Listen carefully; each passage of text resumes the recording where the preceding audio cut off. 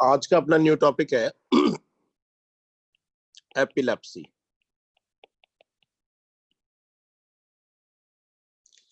बहुत ही important topic है, एग्जाम पॉइंट ऑफ व्यू से बहुत इंपॉर्टेंट टॉपिक है एपिलेप्सी। सबसे पहले तो एपिलेप्सी क्या चीज होती है? What is the epilepsy? Epilepsy का मतलब होता है टेंडेंसी टू हैव सीजर्स।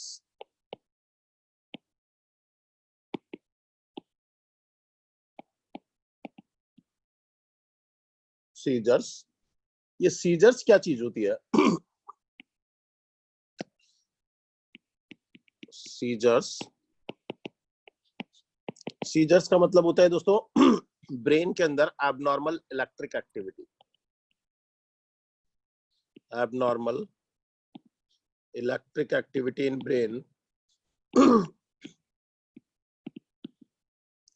यानी कहने का मतलब ब्रेन के अंदर ओवर एक्टिविटी होती है, एक्सेसिव फायरिंग होती है, जिसकी वजह से सीजर्स वहां पर होते हैं। ठीक है, तो ब्रेन की अगर ओवर एक्टिविटी वहां होती है तो सीजर्स अपीयर होते हैं। ठीक है, तो सीजर को ट्रीट करने के लिए इस ओवर एक्टिविटी को क्या करना पड़ेगा दोस्तों? सप्रेस करना पड़ेगा। तो हमें अगर सीजर्स रोकने हैं तो ब्रेन की इस ओवर एक्टिविटी को सप्रेस करना पड़ेगा। ठीक है, तो वहां पर इस ओवर एक्टिविटी को सप्रेस करने के लिए हमारे पास कौन कौन सी ड्रग्स होती है, कौन कौन सी मैकेनिज्म हमारे पास होता है, जिसकी वजह से हम ब्रेन के अंदर इस ब्रेन की एक्सेसिव फायरिंग या उसकी एक्सेसिव ओवर एक्टिविटी को हम सप्रेस कर सकते हैं। देखिएगा दोस्तों, ब्रेन को स्टिमुलेट करने वाले कौन कौन से न्यूरोट्रांसमीटर्स होते हैं। हमने कहा कि इनहिबिटरी न्यूरोट्रांसमीटर कौन सा है? गाबा। इसको हम पहले भी जिक्र कर चुके हैं, गामा अमाइनो ब्यूटायरिक एसिड। तो ये क्या है? एक इनहिबिटरी अमाइनो एसिड्स है या इनहिबिटरी न्यूरोट्रांसमीटर है। इनहिबिटरी न्यूरोट्रांसमीटर का मतलब क्या होता है कि ब्रेन की एक्टिविटी को सप्रेस करने वाला न्यूरोट्रांसमीटर है। ठीक है, तो अगर हम गाबा की एक्टिविटी को इंक्रीज कर दें तो क्या होगा? ब्रेन का सप्रेशन होगा। यस, इसी तरीके से जो स्टिमुलेटरी न्यूरोट्रांसमीटर्स है, मेनली कौन सा होता है? ग्लूटामेट। ग्लूटामेट, ग्लूटामेट एक स्टिमुलेटरी न्यूरोट्रांसमीटर है।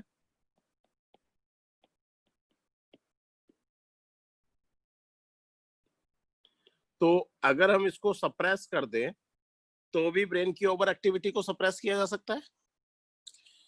तीसरा हम लोगों ने पढ़ा है कि सोडियम चैनल को अगर हम ब्लॉक कर दें, सोडियम चैनल, दोस्तों आप सभी लोगों को पता है कि जब भी एक्शन पोटेंशियल जनरेट होता है, यानी कहने का मतलब जब भी नर्व सिग्नल आगे बढ़ता है तो वहां पे सोडियम चैनल ओपन होता है और उसी से वहां पर आगे स्टिमुलेशन होता है। ठीक है, तो अगर हम सोडियम चैनल को ब्लॉक कर दें तो भी स्टिमुलेशन नहीं होगा। स्टिमुलेशन के लिए एक और चैनल जिम्मेदार है, वो है कैल्शियम चैनल। हम पढ़ चुके हैं कई जगह। तो कैल्शियम चैनल को भी अगर ब्लॉक कर दिया जाए तो भी ब्रेन की ओवर एक्टिविटी को रोका जा सकता है। ठीक है, तो यहां पर ये चार मैकेनिज्म हम लोग यहां पर पढ़ेंगे। इसमें हमने कहा कि इनहिबिटरी न्यूरोट्रांसमीटर्स है, इसको स्टिमुलेट कर दिया जाए, यानी गाबा को स्टिमुलेट कर दिया जाए। दूसरा जो स्टिमुलेटरी न्यूरोट्रांसमीटर है, इसको सप्रेस कर दिया जाए। ठीक है, तीसरा हमने कहा कि सोडियम चैनल को ब्लॉक कर दिया जाए, और चौथा हमने कहा कि कैल्शियम चैनल को ब्लॉक कर दिया जाए। तो इन चार मैकेनिज्म के द्वारा हम ब्रेन की ओवर एक्टिविटी को सप्रेस कर सकते हैं, ब्रेन को सप्रेस कर सकते हैं, और ये दवाइयां जो है वो एपिलेप्सी के अंदर यूज आ सकती है। क्लियर है दोस्तों? तो सबसे पहले हम देखेंगे जो पहला मैकेनिज्म है कि गाबा यानी जो इनहिबिटरी न्यूरोट्रांसमीटर्स है, इसको अगर हम इंक्रीज कर दें, यानी कहने का मतलब कौन सी ड्रग? GABAergic drug. इसको हम क्या बोलेंगे? गाबार्जिक ड्रग, जो कि ब्रेन के अंदर गाबा यानी गामा अमाइनो ब्यूटायरिक एसिड की कंसंट्रेशन को इंक्रीज कर दे। इसको समझने के लिए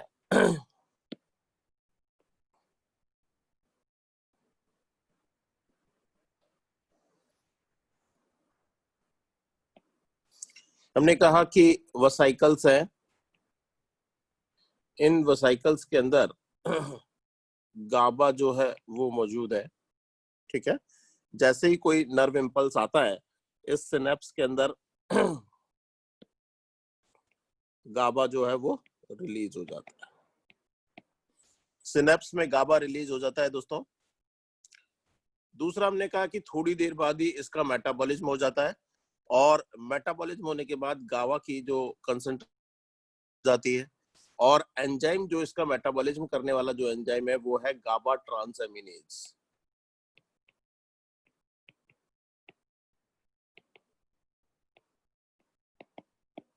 ठीक है, इसके अलावा इस गाबा की सिनेप्टिक क्लेफ्ट के अंदर कंसंट्रेशन डिक्रीज होने का एक और मैकेनिज्म है कि इसको दोबारा से रीअपटेक कर लिया जाता है। ठीक है, यहां पर एक चैनल होते हैं रीअपटेक।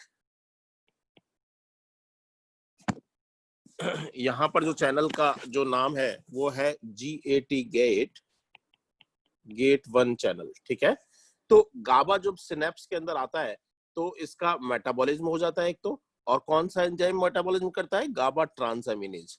या फिर इसका रीअपटेक कर लिया जाता है, और यहाँ पर एक चैनल होता है GAT1 चैनल, जिसके द्वारा इसको रीअपटेक कर लिया जाता है। दोस्तों गाबा जो है वो पोस्ट सिनेप्टिक रिसेप्टर्स पर काम करते हैं। यहाँ पर एक स्पेशल चैनल्स पाए जाते हैं जिन्हें हम बोलते हैं क्लोराइड चैनल। इसको हमने पढ़ा था शुरू में, जब हमने सेडेटिव हिप्नोटिक्स जब हमने पढ़ी थी, तब हमने कहा था कि गाबा जो है वो क्या करते हैं? क्लोराइड चैनल को ओपन कर देते हैं। ठीक है, और क्लोराइड चैनल को ओपन करके यहाँ पर इनहिबिटरी न्यूरोट्रांसमीटर्स की वजह से क्लोराइड चैनल जब ओपन होंगे तो सेल के अंदर जब क्लोराइड चले जाएंगे तो क्या होगा? सेल हाइपरपोलराइज हो जाएगी और एक्टिविटी जो है वो सप्रेस हो जाएगी। ठीक है, तो गाबा कैसे काम करते हैं पोस्ट सिनेप्टिक रिसेप्टर्स पर? ये क्लोराइड चैनल को ओपन कर देते हैं। तो अगर हम किसी ऐसे मेथड के द्वारा डायरेक्ट इस क्लोराइड चैनल को स्टिमुलेट कर दें, ठीक है, तो यहां पर ब्रेन की एक्टिविटी को सप्रेस की जा सकती है। तो दोस्तों हमारे पास 4 मेथड यहां पर हो गए। देखिएगा कौन कौन से मेथड, कि अगर हम गाबा के रिलीज को इंक्रीज कर दें, यहां पर जो सिनेप्टिक क्लेफ्ट के अंदर, यहां पर जो वसाइकल्स के अंदर गाबा है, इसको अगर हम यहां पर स्टिमुलेट कर दें, यहां पर 1 नंबर पे, तो गाबा सिनेप्स के अंदर ज्यादा आएगा, तो गाबा की कंसंट्रेशन हमें ज्यादा चाहिए। तो पहले नंबर पर हम क्या कर सकते हैं? गाबा के रिलीज को इंक्रीज कर सकते हैं। दूसरा हमने कहा कि यहां पर जो मेटाबॉलिज्म हो रहा है गाबा ट्रांसएमिनेज के द्वारा, अगर इस गाबा ट्रांसएमिनेज को हम सप्रेस कर दें तो यहां पर इसका मेटाबॉलिज्म नहीं होगा, और मेटाबॉलिज्म नहीं होगा तो क्या होगा? गाबा की कंसंट्रेशन बढ़ी रहेगी। तो दूसरे नंबर पर हम क्या कर सकते हैं? इस गाबा ट्रांसएमिनेज को हम ब्लॉक कर सकते हैं। तीसरा हमने कहा कि अगर इसका रीअपटेक अगर इनहिबिट कर दिया जाए तो अगेन सिनेप्टिक लेफ्ट के अंदर गाबा की कंसंट्रेशन बढ़ी रहेगी, और यहां पर हमारा पर्पस जो है वो सॉल्व हो जाएगा। चौथा हमने कहा कि हम कोई दवाई ऐसी दें जिससे कि क्लोराइड चैनल ओपन हो जाए, तो भी यहां पर गाबा की एक्टिविटी इंक्रीज हो जाए। तो दोस्तों 4 मैकेनिज्म हमारे पास हैं। इसके अंदर देखिएगा, सबसे पहले हम कह रहे हैं कि ऐसी दवाइयां जो कि गाबा के रिलीज को इंक्रीज कर दे। ठीक है, ऐसी दवाइयां जो कि गाबा के रिलीज को इंक्रीज कर दें। ये कौन सी दवाइयां है? ड्रग रिलीजिंग गाबा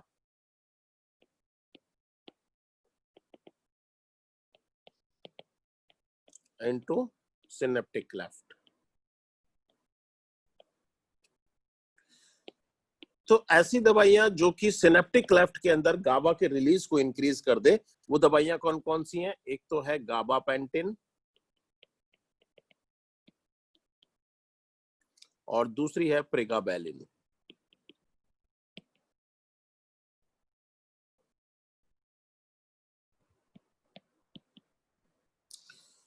तो इन दवाइयों ने क्या किया?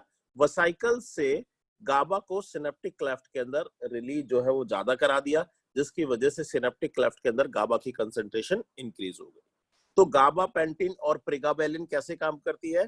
ये सिनेप्टिक क्लेफ्ट के अंदर गाबा की कंसंट्रेशन को इंक्रीज कर देती है, गाबा को रिलीज करा देती है। ठीक है, तो यहाँ पर मेनली गाबा पेंटिन और प्रेगाबैलिन, ये 2 ड्रग हम यहाँ पर यूज में लेते हैं। दोस्तों ये जो दवाइयां हैं इनका एपिलेप्सी के अलावा भी यूज होता है। ठीक है, नॉन एपिलेप्टिक यूज जो है वो भी इनके होते हैं, नॉन एपिलेप्टिक यूजेस। और नॉन एपिलेप्टिक यूजेस के अंदर इसमें न्यूरोपैथिक पेन के लिए ये ड्रग ऑफ चॉइस होती है। Drug of choice of neuropathic pain important है दोस्तों, क्वेश्चन पूछा जाता है न्यूरोपैथिक पेन के लिए, और स्पेशली डायबिटिक न्यूरोपैथी,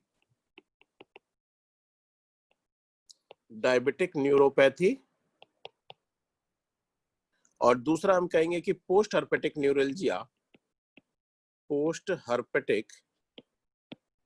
न्यूरेल्जिया के लिए हम इसे यूज में लेते हैं।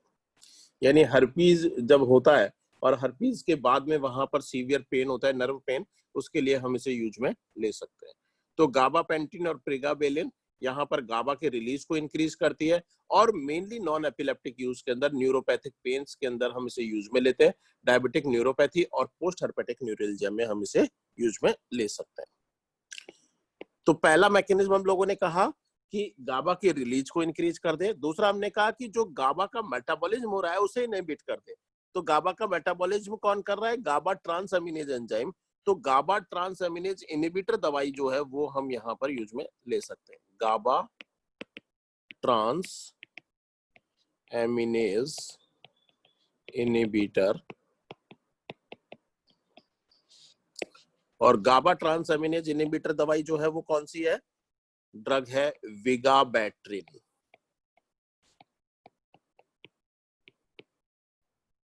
ठीक है, तो गाबा ट्रांस एमिनेज इनहिबिटर, देखिएगा इसके नाम में ही पता चल रहा है, गाबा ट्रांस एमिनेज इनहिबिटर।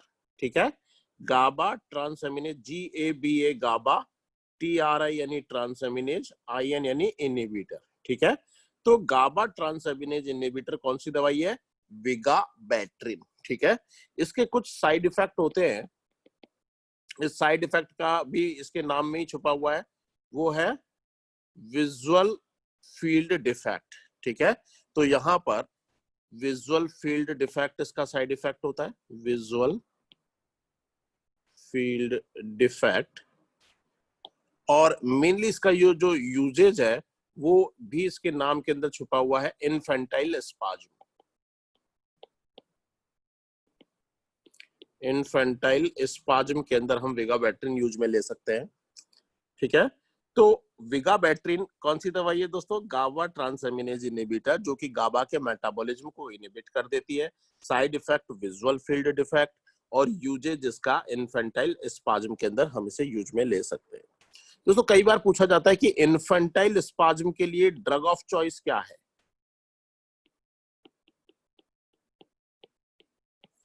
इन्फेंटाइल स्पाज्म के लिए ड्रग ऑफ चॉइस जो है वो होता है ACTH। ठीक है, यहाँ पर इन्फेंटाइल स्पाज्म में हम विगाबैट्रिन यूज में ले सकते हैं, लेकिन ड्रग ऑफ चॉइस की अगर हम बात करेंगे तो ड्रग ऑफ चॉइस क्या है? ACTH। तो दोस्तों दूसरा मैकेनिज्म हमारा हो गया गाबा ट्रांसएमिनेज इनहिबिटर। इसके बाद हमने कहा तीसरा मैकेनिज्म जिसके अंदर हमने कहा कि अगर गाबा के रीअपटेक को इनहिबिट कर दिया जाए।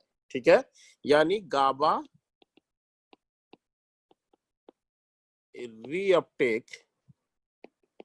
इनहिबिटर, और रीअपटेक कौन से चैनल से हो रहा था? गेट 1 चैनल से। तो हम कह सकते हैं कि गेट 1 इनहिबिटर, ये दवाइयां हम यहां पर यूज में ले सकते हैं। और इसके अंदर जो ड्रग है वो है टियागाबिन।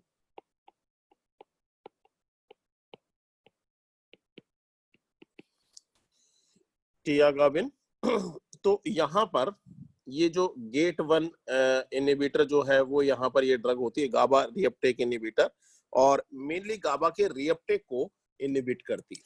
ठीक है, तो गाबा के रीअपटेक को अगर इनहिबिट कर देगी तो क्या होगा? सिनेप्टिक क्लेफ्ट के अंदर गाबा की कंसंट्रेशन जो है वो इंक्रीज रहेगी। ठीक है, तो tiagabine is the GABA reuptake inhibitor. इसके बाद हमने कहा था वहां मैकेनिज्म में कि अगर यहाँ इस क्लोराइड चैनल को डायरेक्ट एक्टिवेट करने वाली अगर कोई ड्रग है तो भी यहाँ पर गाबा की जो एक्टिविटी है वो इंक्रीज हो सकती है, ब्रेन सप्रेस हो सकता है। तो गाबा ये जो चैनल जो होते हैं क्लोराइड चैनल, इसको डायरेक्टली एक्टिवेट करने वाली ड्रग हम पहले ऑलरेडी पढ़ चुके हैं, और वो ड्रग कौन सी थी? बार्बिचूरेट्स और बेंजोडाइजेपिन। ठीक है, तो ये दवाइयां जो थी, जो चौथे मैकेनिज्म पर हमने कहा था, जो direct activate channel, activate chloride channel, इसके अंदर दो तरीके की ड्रग्स हम लोग पढ़ चुके थे दोस्तों, इसमें बार्बिचूरेट और बेंजोडाइजेपिन। ठीक है, तो बार्बिचूरेट जो होता है वो मेनली फिनोबार्बिटॉन जो है वो हम यहाँ पर यूज में लेते हैं, फिनो फिनोबार्बिटॉन। ठीक है, इसके अलावा बेंजोडाइजेपिन जो है वो हम यूज में ले सकते हैं। बेंजोडाइजेपिन के अंदर हम डाइजीपाम डाइजीपाम जो है वो फेब्राइल सीजर के लिए ड्रग ऑफ चॉइस है, drug of choice for febrile seizure. ये पूछा जाता है दोस्तों कई बार, इंपोर्टेंट है ये क्वेश्चन। इसके अलावा लोराजीपाम हम यूज में ले सकते हैं, लोराजीपाम। एंड लोराजीपाम जो है वो ड्रग ऑफ चॉइस है for status epilepticus, status epilepticus. ये भी इंपॉर्टेंट क्वेश्चन है, क्वेश्चन पूछा जाता है। और क्लोनाजीपाम, क्लोनाजीपाम ये जो है इसको हम एब्सेंट सीजर के अंदर यूज में ले सकते हैं, can be used in absent scissor.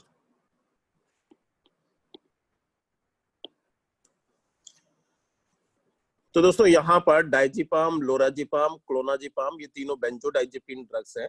और यहाँ पर डाइजीपाम जो है वो फेब्राइल सीजर के लिए ड्रग ऑफ चॉइस है, लोराजीपाम जो है वो स्टेटस एपिलेप्टिकस के लिए ड्रग ऑफ चॉइस है, और क्लोनाजीपाम जो है इसे हम एब्सेंट सीजर के लिए हम यूज में ले सकते हैं। ठीक है, तो दोस्तों ये तो पहला मैकेनिज्म हुआ हमारा कि गाबा की जो एक्टिविटी है अगर उसको इंक्रीज कर दिया जाए। ठीक है, तो गाबा की एक्टिविटी हमने चार तरीके से इंक्रीज कर दी। एक हमने कहा कि उसके रिलीज को इंक्रीज कर दिया। ठीक है, दूसरा हमने कहा कि उसका जो मेटाबॉलिज्म हो रहा है ट्रांसएमिनेज के द्वारा, तो गाबा ट्रांसएमिनेज को इनिबिट कर दिया। तीसरा हमने कहा कि उसके रीअपटेक को इनिबिट कर दिया। और चौथा हमने कहा कि चैनल को, क्लोराइड चैनल को डायरेक्ट एक्टिवेट अगर हमने कर दिया तो गाबा की एक्टिविटी वहां पर इंक्रीज हो जाएगी। क्लियर है दोस्तों? दूसरा जो हमारा मैकेनिज्म था उसके अंदर हमने कहा था कि जो एक्साइटेटरी न्यूरोट्रांसमीटर्स है उसकी एक्टिविटी को अगर हम सप्रेस कर दें। एक्साइटेटरी न्यूरोट्रांसमीटर्स कौन सा? ग्लूटामेट। ठीक है, तो यहां पर drugs decreasing the glutamate activity, glutamate की एक्टिविटी को अगर सप्रेस कर दिया जाए तो भी ब्रेन को सप्रेस किया जा सकता है। ठीक है, तो ग्लूटामेट को इनहिबिट करना हमारा मेन टारगेट है यहाँ पर। दोस्तों ग्लूटामेट को इनहिबिट करने के लिए हमारे पास दो रिसेप्टर्स यहाँ पर होते हैं, एक होता है NMDA रिसेप्टर्स ब्रेन के अंदर और दूसरा होता है AMPA रिसेप्टर्स। आप याद नहीं करें तो काम चल जाएगा, लेकिन कुल मिला के बाद ग्लूटामेट को हमें यहाँ पर सप्रेस करना है। ठीक है, तो यहाँ पर जो ड्रग होती है NMDA रिसेप्टर्स को ब्लॉक करने वाली जो दवाई है, ये जो दवाई है फेल्बामेट, और AMPA रिसेप्टर को ब्लॉक करने वाली दवाई है पैराम्पेनिल।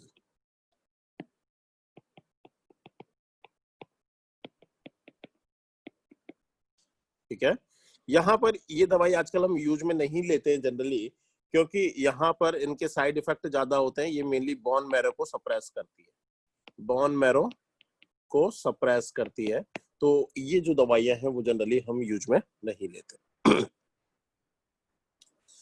तो दोस्तों दूसरा मैकेनिज्म हमने कहा कि जो एक्साइटेटरी न्यूरोट्रांसमीटर्स है इसको हम सप्रेस कर दें, तो यहाँ पर यानी एक्साइटेटरी न्यूरोट्रांसमीटर कौन सा है? ग्लूटामेट। इसे अगर हम सप्रेस कर दें तो ब्रेन की एक्टिविटी को सप्रेस किया जा सकता है।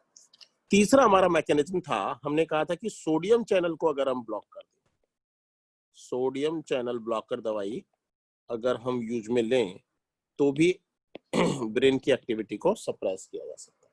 ठीक है, तो यहाँ पर बहुत इंपॉर्टेंट ड्रग्स हम लोग यहाँ पर पढ़ेंगे। इसके अंदर जो ड्रग है, एक है फेनिटोइन,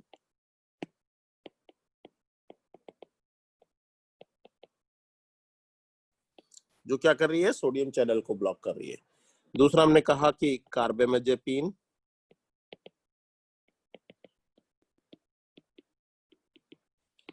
तीसरा हमने कहा जोनिसामाइड,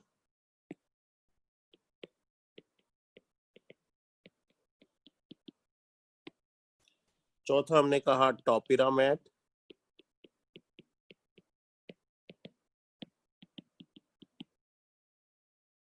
ठीक है। इसके अलावा लैकोसामाइड,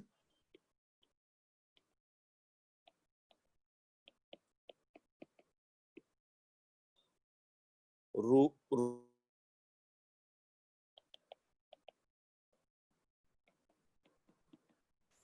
ये जो दवाइयां होती है दोस्तों, ये सोडियम चैनल ब्लॉकर होती है। इसके अंदर जो मेन इंपोर्टेंट ड्रग्स हैं, जिसके अंदर फेनिटोइन, कार्बेमेजेपिन, ठीक है, टॉपिरामेट, ये दवाइयों के बारे में हम यहाँ पर डिस्कशन करेंगे, ठीक है।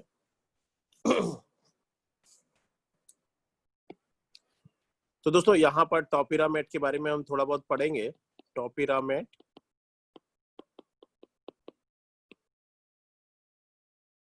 टॉपिरामेट दोस्तों एक तो क्रेविंग को कम करती है, अल्कोहल की क्रेविंग को कम करती है, क्रेविंग ऑफ अल्कोहल को डिक्रीज करती है। दूसरा यहाँ पर ये वेट लॉस जो है, ये दवाइयां यहाँ पर वेट लॉस करती है, ठीक है। वेट लॉस करती है तो ओबेसिटी के अंदर हम इसे यूज में ले सकते हैं। ओबेसिटी के अंदर वेट लॉस जो है वो दवाई करती है। दोस्तों एक बहुत ही इंपॉर्टेंट पॉइंट आपको याद रखना है कि जितनी भी एंटी एपिलेप्टिक ड्रग्स हैं, ये सभी क्या करती हैं, वेट गेन करती हैं, लेकिन टॉपिरामेट जो है वो वेट लॉस करती है। तो ओबेसिटी के अंदर हम इसे यूज में ले सकते हैं। टॉपिरामेट को माइग्रेन प्रोफाइलैक्सिस के अंदर यूज में ले सकते हैं। माइग्रेन के प्रोफाइलैक्सिस के रूप में हम इसे यूज में ले सकते हैं। और चौथा, बाइपोलर डिसऑर्डर्स के अंदर भी हम इसे यूज में ले सकते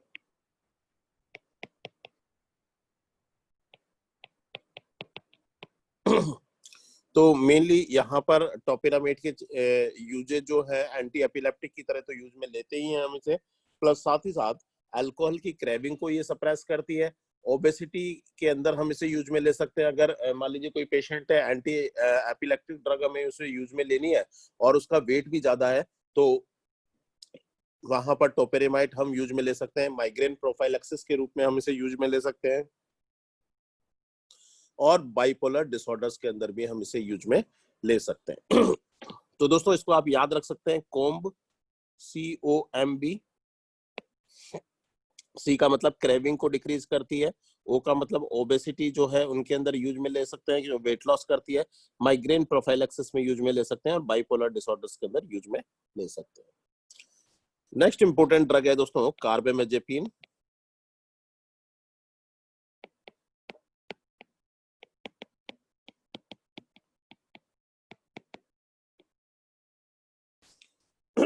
कार्बेमेजेपिन जो है वो मेनली ड्रग ऑफ चॉइस है किसके लिए, फोकल सीजर के लिए,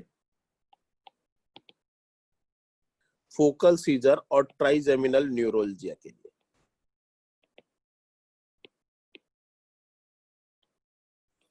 दोस्तों जो सीजर्स के जो टाइप्स हैं, इनको हम डिटेल के अंदर MSN में जब हम CNS पढ़ेंगे, सेंट्रल नर्वस सिस्टम पढ़ेंगे, तो वहां पर डिटेल में हम पढ़ेंगे।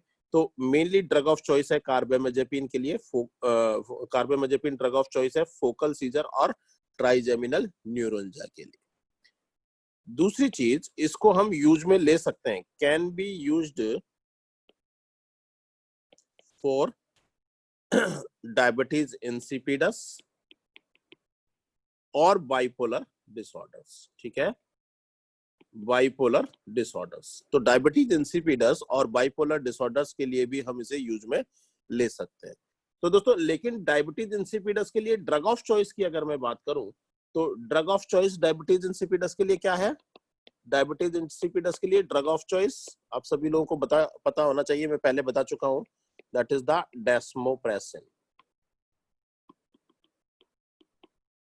लेकिन कैन बी यूज्ड, हम कार्बेमेजेपिन को भी यूज में ले सकते हैं। लेकिन अगर क्वेश्चन पूछा जाए कि drug of choice diabetes insipidus के लिए क्या है, तो आंसर क्या है दोस्तों, डेस्मोप्रेसिन, ठीक है।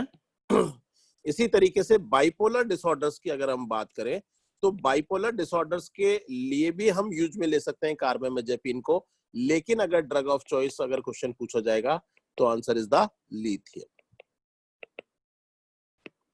ठीक है। साइड इफेक्ट कार्बामेजेपिन के क्या क्या हो सकते हैं सर? कि एक तो ये पावरफुल एंजाइम इंड्यूसर होती है, एंजाइम इंड्यूसर होती है। तो जब भी कभी किसी दूसरी ड्रग्स के साथ ये दवाई चल रही होगी तो हमें वहां पर उसका डोज जो है वो एडजस्टमेंट करना पड़ेगा। दूसरा हमने कहा कि ये बोन मैरो को सप्रेस करती है, बोन मैरो सप्रेस करती है कार्बामेजेपिन। तीसरा अगर ये हमने कहा कि इसको डायबिटीज इंसिपिडस के अंदर यूज में ले सकते हैं, तो ये कैसे काम करती है? डायबिटीज इंसिपिडस के अंदर मेनली कमी किसकी होती है? एडीएच हार्मोन की कमी हो जाती है। तो एडीएच के लेवल को ये इंक्रीज करती है, उसके रिलीज को इंक्रीज करती है। तो एडीएच मेनली क्या करता है? वाटर रिटेंशन करता है। यस, सिर्फ वाटर का रिटेंशन करता है एडीएच, वहां पर सोडियम का रिटेंशन नहीं होता है। ठीक है। तो जब भी वाटर का रिटेंशन होगा तो क्या होगा दोस्तों? डाइल्यूशन हो जाएगा, और डाइल्यूशन होता है तो मेनली वहां पर क्या अपीयर होता है? डाइल्यूशनल हाइपोनेट्रीमिया हो जाता है, डाइल्यूशनल हाइपोनेट्रीमिया। ठीक है। तो दोस्तों डाइल्यूशनल हाइपोनेट्रीमिया मेनली अगर ये जब भी होता है, यानी कहने का मतलब सोडियम का वहां पर कमी हो जाती है, क्योंकि वाटर जो है वो ज्यादा रिटेंशन उसका होता है, तो ऐसी स्थिति में डाइल्यूशनल हाइपोनेट्रीमिया यहाँ पर होता है। तो ये डाइल्यूशनल हाइपोनेट्रीमिया मेनली एल्डरली जो पॉपुलेशन जो होती है, यानी कहने का मतलब जो एल्डरली जो व्यक्ति होते हैं, ओल्ड एज वाले जो व्यक्ति होते हैं, वो इसके लिए ज्यादा सेंसिटिव होते हैं। ठीक है। तो डाइल्यूशनल हाइपोनेट्रीमिया ज्यादा सेंसिटिव है किसके अंदर? एल्डरली पर्सन्स के अंदर। तो कार्बामेजेपिन्स को एल्डरली पॉपुलेशन के अंदर हम यूज में नहीं लेते हैं। ठीक है। तो not used in elderly persons. तो दोस्तों कार्बामेजेपिन पावरफुल एंजाइम इंड्यूसर है, तो जब भी कोई दूसरी दवाई देनी होगी तो साथ में, तो वहां पर डोज एडजस्टमेंट हमें करना पड़ेगा। बोन मैरो सप्रेस ये करती है, एडीएच के लेवल को ये इंक्रीज करती है, वहां पे उसके रिलीज को इंक्रीज करती है। तो ऐसी स्थिति में वाटर का रिटेंशन ज्यादा होगा, और वाटर का रिटेंशन ज्यादा होगा तो डाइल्यूशनल हाइपोनेट्रीमिया इसका एक साइड इफेक्ट हो सकता है। नेक्स्ट बहुत ही important drug that is the phenytoin.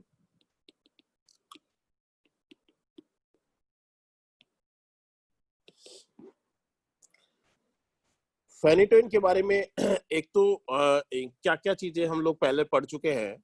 देखिएगा, नॉन बायो इक्विवेलेंस यहाँ पर होता है। Non bio equivalence general pharmacology के अंदर हम पढ़ चुके हैं।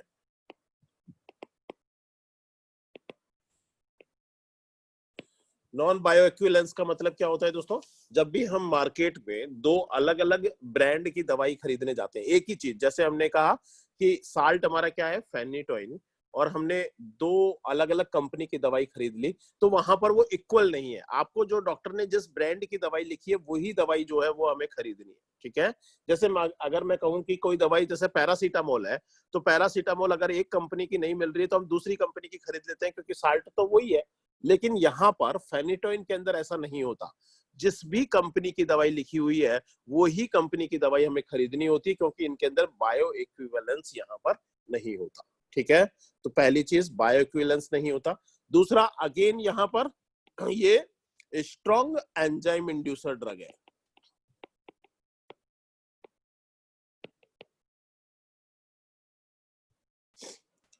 तीसरी चीज, फेनिटोइन को हमने एक जगह और पढ़ा था एंटी अरेथमिक ड्रग्स के अंदर, अगर आपको याद हो तो, एंटी अरेथमिक ड्रग।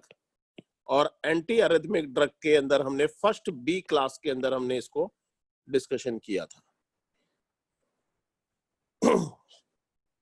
ठीक है। तो फेनिटोइन का बायो इक्विवेलेंस नहीं होता, स्ट्रॉन्ग एंजाइम इंड्यूसर होती है, और एंटी अरेथमिक ड्रग्स के रूप में भी हम इसे यूज में ले सकते हैं। स्पेशली फर्स्ट बी क्लास की जो ग्रुप है वो हम यहाँ पर यूज में ले सकते हैं।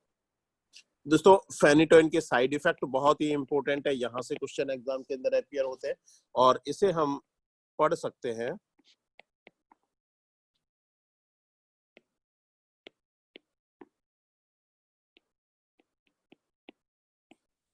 हॉट मल्लिका से हम इसे याद रख सकते हैं। तो इसके जो बहुत ही इंपॉर्टेंट साइड इफेक्ट हैं क्या क्या है देखिएगा। हिर्सुटिज्म ये दवाई हिर्सुटिज्म कर सकती है। हिर्सुटिज्म का मतलब होता है एक्सेसिव हेयर ग्रोथ। ठीक है।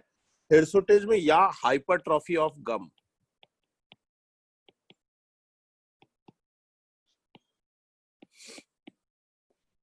बहुत ही इंपॉर्टेंट साइड इफेक्ट है फेनिटोइन का, हिर्सुटिज्म कर सकती है और हाइपरट्रॉफी ऑफ गम कर सकती है।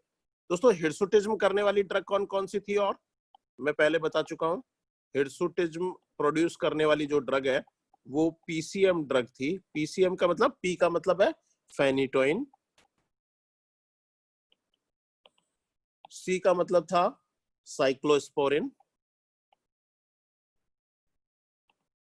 और एम का मतलब था मिनॉक्सिडिल। ठीक है, तो ये भी आपको याद रखना है कि हिर्सुटिज्म कौन कौन सी दवाइयां करती है। पीसीएम ड्रग जो है वो हिर्सुटिज्म पैदा करती है, फेनिटोइन, साइक्लोस्पोरिन एंड मिनॉक्सिडिल। ठीक है, तो हिर्सुटिज्म ये दवाइयां कर सकती है। दूसरा हमने कहा कि फेनिटोइन को लंबे टाइम तक यूज में लेने की वजह से ऑस्टियोमलेशिया वहां पर हो सकता है, ऑस्टियोमलेशिया। विटामिन डी जो है इसकी कमी हो सकती है, और विटामिन डी की कमी की वजह से यहाँ पर ऑस्टियोमलेशिया हो सकता है। इसके अलावा ये दवाइयां, टी का मतलब टेरेटोजेनिक हो सकती है। टेरेटोजेनिक यानी कहने का मतलब अगर प्रेगनेंसी के अंदर ये दवाइयां दी जाती हैं तो बच्चे के अंदर कंजेनाइटल एनोमलीज पैदा हो सकती है। टेरेटोजेनिक ये दवाइयां हो सकती है, और स्पेशली इसकी वजह से जो सिंड्रोम होता है बच्चे के अंदर उसे हम बोलते हैं fetal hydantoin syndrome. Fetal hydantoin syndrome. इन दवाइयों को लंबे टाइम तक यूज में लेने की वजह से मैगेलोब्लास्टिक एनीमिया हो सकता है। एम का मतलब है मैगेलोब्लास्टिक एनीमिया।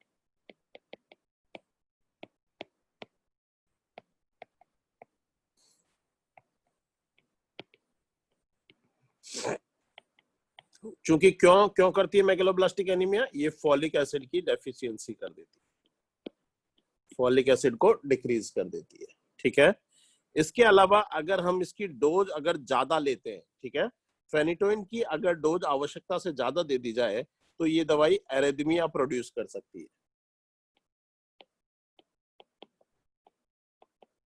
आप सभी लोगों को पता है कि फेनिटोइन एंटी एरिथमिक ड्रग के रूप में यूज में लेते हैं। यस, जैसे मान लीजिए हमने कहा कि टैकी एरिथमिया के लिए हम यूज में ले रहे हैं, ठीक है, तो अगर हम इसको आवश्यकता से ज्यादा दे देंगे तो क्या हो जाएगा, ब्रेडी एरिथमिया हो जाएगा। तो एरिथमिया के लिए यूज में आने वाली जो ड्रग है उनका सबसे जो मोस्ट कॉमन साइड इफेक्ट होता है कि वो एरिथमिया ही प्रोड्यूस कर सकती है। ठीक है, अगर हमने कहा कि टैकी एरिथमिया के लिए यूज में ले रहे हैं तो अगर आवश्यकता से ज्यादा ले ली तो ब्रेडी एरिथमिया कर देगी। ठीक है, तो वहां पर अगर हायर डोज पे अगर इसे ले लिया जाए फेनिटोइन को तो ये प्रोड्यूस कर सकती है एरिथमिया। ठीक है, इसके अलावा एल का मतलब है लिम्फ नोड इनलार्जमेंट हो सकता है। लिम्फ नोड इनलार्जमेंट ये दवाई कर सकती है। ठीक है, इसके अलावा आई का मतलब है कि इंसुलिन के रिलीज को ये डिक्रीज कर सकती है। इंसुलिन के रिलीज को डिक्रीज करेगी तो क्या होगा दोस्तों, ग्लूकोज का लेवल इंक्रीज हो जाएगा शरीर के अंदर, और हाइपरग्लाइसीमिया ये प्रोड्यूस करेगी। तो डायबिटिक पेशेंट्स के अंदर ये कॉन्ट्राइंडिकेटेड होती है। ठीक है, के का मतलब है कि विटामिन के लेवल को ये डिक्रीज कर देती है, डिक्रीज विटामिन के। ठीक है, तो विटामिन के डिक्रीज होगा तो दोस्तों यहाँ पर मान लीजिए मदर प्रेग्नेंट है और यहाँ पर दवाई चल रही है ये, तो ऐसी स्थिति में बच्चे के अंदर भी विटामिन के का लेवल कम हो सकता है, तो haemorrhagic disease of new born जो है वो यहाँ पर हो सकती है। तो हालांकि हम विटामिन के का जो इंजेक्शन प्रोफाइलैक्सिस के रूप में प्रत्येक बच्चे को डिलीवरी के बाद हम देते हैं, लेकिन फेनिटोइन के केसेस में हमें 100% ये ध्यान रखना है कि विटामिन के का लेवल जो है वो यहाँ से डिक्रीज होता है। ठीक है, इसके अलावा ए का मतलब अटैक्सिया जो है ये यहाँ पर प्रोड्यूस करती है, अटैक्सिया, निस्टिगमस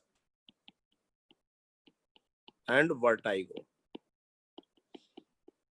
ठीक है, ये मेनली कौन से साइड इफेक्ट है, सेरिबेलर साइड इफेक्ट है। सेरिबेलर मेनली ब्रेन का जो सेरिबेलम वाला जो पार्ट है उसको अगर ये अफेक्ट करेगी तो अटैक्सिया हो सकता है, निस्टैगमस हो सकता है, वर्टाइगो हो सकता है। तो these are the cerebellar side effect of phenytoin. तो दोस्तों हॉट मलिका से आप याद रख सकते हैं फेनिटोइन के साइड इफेक्ट बहुत ही इंपॉर्टेंट है, एग्जाम के अंदर पूछे जाते हैं फेनिटोइन के साइड इफेक्ट, आपको स्पेशली याद रखने हैं फेनिटोइन। इसके अंदर हिर्सुटिज्म, एच का मतलब है हिर्सुटिज्म और गम हाइपरट्रॉफी, ओ का मतलब है ऑस्टियोमलेशिया, टी का मतलब है टेराटोजेनिक फीटल हाइडेंटोइन सिंड्रोम ये करती है, मेगलोब्लास्टिक एनीमिया अरिथमिया प्रोड्यूस कर सकती है, लिम्फ नोड इनलार्जमेंट, इंसुलिन के लेवल को डिक्रीज करती है तो डायबिटीज के अंदर कॉन्ट्राइंडिकेटेड है, विटामिन के लेवल को डिक्रीज करती है, और अटेक्सिया निस्टैग्मस और वर्टाइगो जो सेरिबेलर साइड इफेक्ट है वो यहाँ पर प्रोड्यूस कर सकती है। दूसरी इंपॉर्टेंट चीज दोस्तों यहाँ पर जो दो साइड इफेक्ट है, एक हमने कहा अरेदमिया, अरेदमिया ठीक है, और दूसरा हमने कहा अटेक्सिया निस्टैग्मस और वर्टाइगो। ये दोनों जो साइड इफेक्ट है, ये दोनों साइड इफेक्ट ओवरडोज अगर होती है इसकी, फेनिटोइन की आवश्यकता से ज्यादा डोज अगर हम लेते हैं यहाँ पर, ओवरडोज,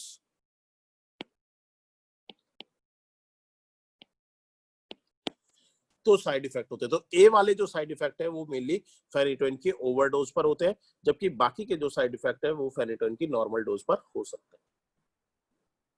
तो दोस्तों फेनिटोइन से रिलेटेड जो साइड इफेक्ट है वो आपको स्पेशली याद रखने हैं, एग्जाम के अंदर यहाँ से क्वेश्चन जो है वो अपियर होता है। नेक्स्ट इंपोर्टेंट ड्रग जो है हमने कहा, चौथी जो दवाई हमने कहा था कि कैल्शियम चैनल ब्लॉकर दवाई हम यहाँ पर यूज में ले सकते हैं। कैल्शियम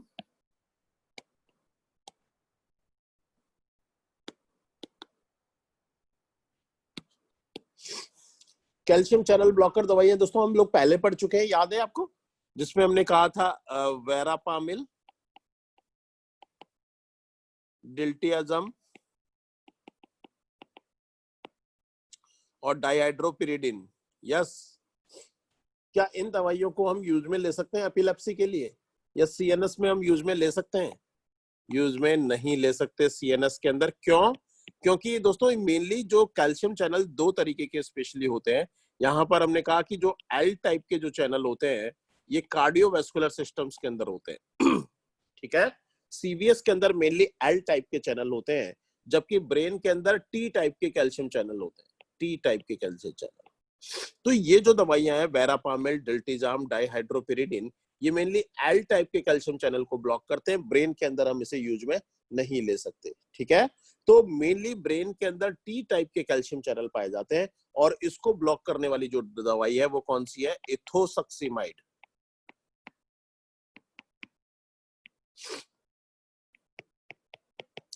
इथोसक्सीमाइड, इथोसक्सीमाइड दोस्तों एब्सेंट सीजर के लिए हम यूज में लेते हैं, एब्सेंस सीजर के लिए यूज में लेते हैं। लेकिन अगर आपसे पूछा जाए कि drug of choice for absence seizure क्या है, ड्रग ऑफ चॉइस अगर एब्सेंस सीजर के लिए पूछा जाए तो answer is the valproate. Valproate को हम आगे डिस्कशन करेंगे। ठीक है, तो यहाँ पर जो कैल्शियम चैनल ब्लॉकर जो दवाई है वो कौन सी है? इथोसक्सीमाइड। ब्रेन के अंदर इथोसक्सीमाइड टी टाइप के चैनल को ब्लॉक करती है। यहाँ पर वेरापामिल, डिल्टिजाम और डाइहाइड्रोपिरिडिन, इसको हम सीएनएस के अंदर यूज में नहीं लेते। ये दवाइयां कहाँ यूज में आती हैं? सीवीएस के अंदर, क्योंकि ये एल टाइप के कैल्शियम चैनल को ब्लॉक करती है। ब्रेन के अंदर टी टाइप के कैल्शियम चैनल होते हैं, इसको ब्लॉक करने वाली दवाई कौन सी है? इथोसक्सीमाइड, जो कि मेनली हम एब्सेंस सीजर के लिए यूज में लेते हैं दोस्तों। इसके बाद जो सबसे इंपॉर्टेंट जो दवाई है वो है वेलप्रोएट, सोडियम वेलप्रोएट। ठीक है, एपिलेप्सी के लिए यूज में आने वाली सबसे इंपॉर्टेंट ड्रग है। ये जो चारों मैकेनिज्म है उस तरीके से काम करती है, यानी कहने का मतलब गाबा की एक्टिविटी को इंक्रीज करती है, ग्लूटामेट की एक्टिविटी को ये सप्रेस करती है। ठीक है, इसके अलावा सोडियम चैनल को भी ये ब्लॉक करती है, और इसके अलावा ये कैल्शियम चैनल को भी ब्लॉक करती है। तो वेलप्रोएट एक ऐसी दवाई है दोस्तों जिसका मैकेनिज्म जो है वो चारों तरीके से हो सकता है। तो वेलप्रोएट कैसे काम करती है? इन चारों तरीके से काम करती है। जबकि एक और दवाई है जिसे हम बोलते हैं लेमोट्राइजिन। लेमोट्राइजिन कैसे काम करती है दोस्तों? लेमोट्राइजिन भी गाबा के लेवल को इंक्रीज कर देती है। ठीक है, ग्लूटामेट की एक्टिविटी को सप्रेस कर देती है और सोडियम चैनल को ब्लॉक करती है, लेकिन कैल्शियम चैनल पर इसका कोई इफेक्ट नहीं होता है। ठीक है, मेनली लेमोट्राइजिन जो है चूंकि 3 तरीके से काम कर रही है, तो ज्यादा तरीके से काम कर रही है, तो एक तरीके से ब्रॉड स्पेक्ट्रम, ये दोनों दवाइयां कैसी हैं, broad spectrum anti epileptic drug भी हम इनको बोल सकते हैं। क्या बोल सकते हैं? Broad spectrum anti epileptic drugs. ठीक है, क्योंकि ये ज्यादातर जो सारे मैकेनिज्म है उनके द्वारा ही ये काम कर रही है। तो लेमोट्राइजिन जो शुरू के 3 जो यहाँ पर मैकेनिज्म थे, जिसमें हमने कहा था कि गाबा के लेवल को इंक्रीज करना, ग्लूटामेट के लेवल को सप्रेस करना, सोडियम चैनल को ब्लॉक करना, इन तीनों तरीके से ये काम करती है। जबकि वेलप्रोइड तो चारों तरीके से काम करती है। ठीक है, तो वेलप्रोइड तो और ज्यादा ब्रॉड स्पेक्ट्रम है लेमोट्राइजिन की तुलना में। इस लेमोट्राइजिन के साइड इफेक्ट जो है वो क्या क्या है, ये इंपॉर्टेंट है, पूछे जाते हैं कई बार। लेमोट्राइजिन के साइड इफेक्ट के अंदर Stevenson Johnson syndrome, Steven Johnson syndrome,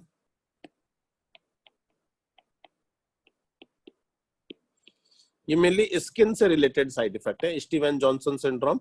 और दूसरा टॉक्सिक एपिडर्मल नेक्रोलाइसिस, टॉक्सिक एपिडर्मल नेक्रोलाइसिस, ये साइड इफेक्ट यहां पर इनके हो सकते हैं। तो लेमोट्राइजिन दोस्तों कैसी दवाई है? एक broad spectrum anti epileptic drug है, जो कि शुरू के 3 मैकेनिज्म, जो कि गाबा के लेवल को इंक्रीज करती है, ग्लूटामेट के लेवल को सप्रेस करती है और सोडियम चैनल को ब्लॉक करती है। ठीक है, स्टीवेंसन जॉनसन सिंड्रोम और टॉक्सिक एपिडर्मल नेक्रोलाइसिस, ये यहां पर इसके साइड इफेक्ट होते हैं। नेक्स्ट जो ड्रग, जो सबसे इंपॉर्टेंट ड्रग है, वो है वेलप्रोइड।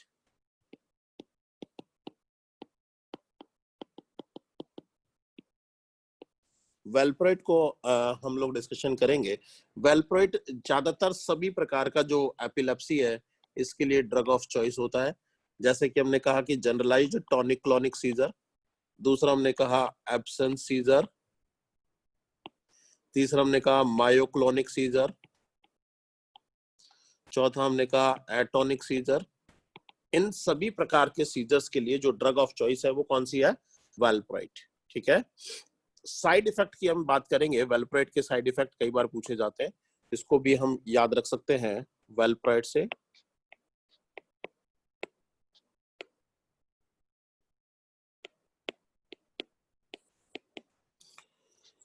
वी का मतलब होता है दोस्तों वॉमिटिंग। वेलप्रोइड की वजह से वॉमिटिंग हो सकती है। ए का मतलब एलोपेशिया हो सकता है, एलोपेशिया, एलोपेशिया का मतलब लॉस ऑफ हेयर। ठीक है, या कर्लिंग ऑफ हेयर्स, इसकी वजह से हो सकती है कर्लिंग ऑफ हेयर। एल का मतलब है लीवर डैमेज, लीवर डैमेज यानी हिपेटोटॉक्सिक ये ड्रग होती है दोस्तों, हिपेटोटॉक्सिक। तो जब भी ये दवाई हम प्रिस्क्राइब करते हैं तो एलएफटी हमें कर लेना चाहिए। ठीक है, तो हिपेटोटॉक्सिक ड्रग ये होती है। इसके अलावा पैनक्रिएटाइटिस ये प्रोड्यूस कर सकती है, पैनक्रिएटाइटिस। ठीक है, प्लस साथ ही साथ पीसीओडी की रिस्क जो है उसको भी ये इंक्रीज करती है, इंक्रीज रिस्क ऑफ पीसीओडी। इसकी वजह से रैशेज अपीयर हो सकते हैं। ओबेसिटी ये दवाई कर सकती है। सभी एंटी एपिलेप्टिक ड्रग जो है वो ओबेसिटी करती है, यानी वेट गेन करती है, एक्सेप्ट द टोपिरामेट। अटेक्सिया ये प्रोड्यूस कर सकती है। ठीक है, और ये दवाई टेरेटोजेनिक हो सकती है, टेरेटोजेनिक। दोस्तों मोस्ट टेरेटोजेनिक जो ड्रग है, एंटी एपिलेप्टिक ड्रग की अगर हम बात करेंगे तो मोस्ट टेरेटोजेनिक ड्रग है, सबसे ज्यादा टेरेटोजेनिक ड्रग कौन सी है?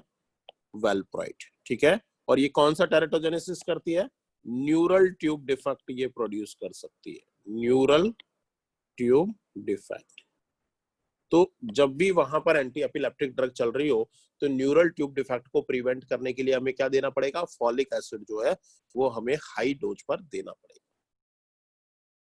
तो दोस्तों वॉल्प्राइट जो है वो ड्रग ऑफ ज्यादातर सभी प्रकार के सीजर्स के लिए जो ड्रग ऑफ चॉइस की हम बात करते हैं, जीटीसीएस यानी generalised tonic clonic, absence seizure, myoclonic seizure, atonic seizure, इन सब के लिए ड्रग ऑफ चॉइस जो है वो क्या है, वॉल्प्राइट। यहाँ पर जो साइड इफेक्ट है वो भी वॉल्प्राइट से आप याद रख सकते हैं, वॉमिटिंग, एलोपेसिया, लीवर के लिए टॉक्सिक होती है, हेपेटोटॉक्सिक, पेनक्रेटाइटिस कर सकती है, रैशेज अपीयर कर सकती है, ओबेसिटी इसकी वजह से हो सकता है, अटेक्सिया और टेरेटोजेनिक जिसकी वजह से ये न्यूरल ट्यूब डिफेक्ट जो है वो यहाँ पर प्रोड्यूस करती है।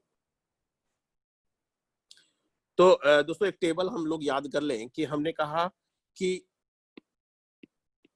जीटीसीएस जीटीसीएस यानी जनरलाइज्ड टॉनिक क्लॉनिक सीजर, ठीक है, जिसको हम ग्रैंड मेल सीजर भी बोलते हैं, कई बार इसका ये नाम होता है ग्रैंड मेल सीजर।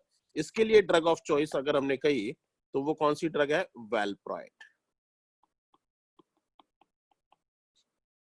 ठीक है।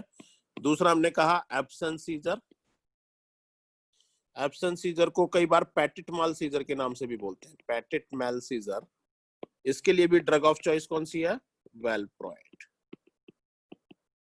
तीसरा हमने कहा फोकल सीजर, फोकल सीजर, इसके लिए जो ड्रग ऑफ चॉइस थी वो कौन सी थी, कार्बेमेजेपिन, कार्बेमेजेपिन। लेकिन अगर हमने कहा था कि एल्डरली पेशेंट को अगर हमें देनी है तो कार्बेमेजेपिन क्या कर रही थी, एडीएच के रिलीज को इंक्रीज कर रही थी, तो वहां पर डायल्यूशनल हाइपोनेट्रीमिया हो रहा था, तो एल्डरली पेशेंट्स के लिए हम वहां पर लेमोट्राइजिन यूज में लेते हैं, ठीक है। एल्डरली पेशेंट अगर वहां पे होता है तो हम लेमोट्राइजिन यूज में लेते हैं। चौथा हमने कहा कि मायोक्लोनिक सीजर अगर वहां पर है, मायोक्लोनिक, तो अगेन मायोक्लोनिक के लिए ड्रग ऑफ चॉइस हमने बताया था वॉल्प्राइट यहां पर होता है। हमने कहा कि एटोनिक सीजर अगर है तो उसके लिए भी ड्रग ऑफ चॉइस वॉल्प्राइट, ठीक है। इन्फेंटाइल स्पाज्म अगर वहां पे है, इन्फेंटाइल स्पाज्म अगर है तो यहां पर ड्रग ऑफ चॉइस क्या है, ACTH। फेब्राइल सीजर अगर है, फेब्राइल सीजर, तो drug of choice is the diazepam.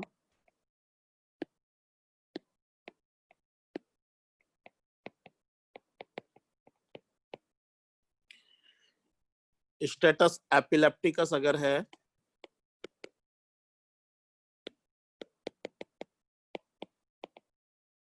तो इसके लिए जो ड्रग ऑफ चॉइस है वो है लोरेजिपाम, ठीक है। प्रेगनेंसी अगर है तो प्रेगनेंसी में हमें क्या करना चाहिए दोस्तों, ये बहुत ही इंपॉर्टेंट चीज है। प्रेगनेंसी के अंदर हम क्या कर सकते हैं दोस्तों, अगर प्रेगनेंसी के अंदर एपिलेप्टिक अटैक आ रहे हैं तो हमें कौन सी दवाई देनी चाहिए, ओरल ड्रग जो है वो यूज में लेनी चाहिए। लेकिन सभी एंटी एपिलेप्टिक ड्रग जो होती है वो कैसी होती है, टेरेटोजेनिक होती है, ठीक है। सभी एंटी एपिलेप्टिक ड्रग जो है वो टेरेटोजेनिक होती हैं और वॉल्प्राइट इज मोस्ट टेरेटोजेनिक।